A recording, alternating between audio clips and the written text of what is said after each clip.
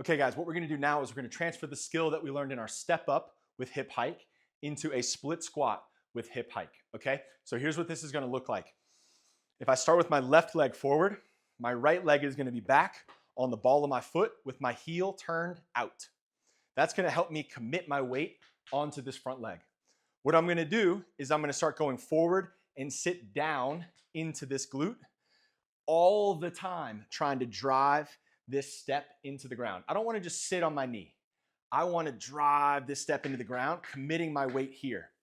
Once I get to the bottom, I'm going to try to hike my left hip down so that I drive more into the box.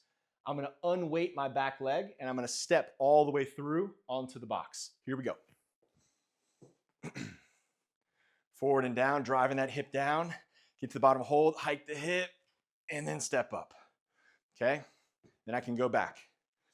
Forward and down, drive it, drive it, drive it, drive it. Okay? This hip, try to drive down, down, down, down, down, and then step up. And then down. Forward and down, drive this hip down, down, down, down, push the shit out of this box, drive that hip, hip, hip, hip, hip, hip, hip, and then stand up. Okay?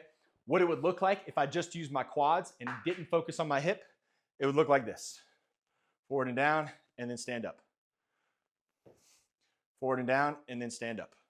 Okay?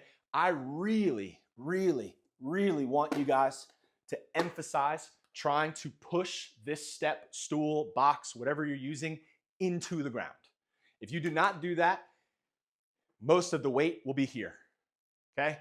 Not a horrible thing, but it's not going to reteach your body and your hips how to absorb pressure and how to really build your athleticism starting with your core, okay? Your hips are a part of your core, so we're trying to build that aspect. So again, if I have my left leg forward, my right heel is kicked back, posture's up straight, hips are equal right now.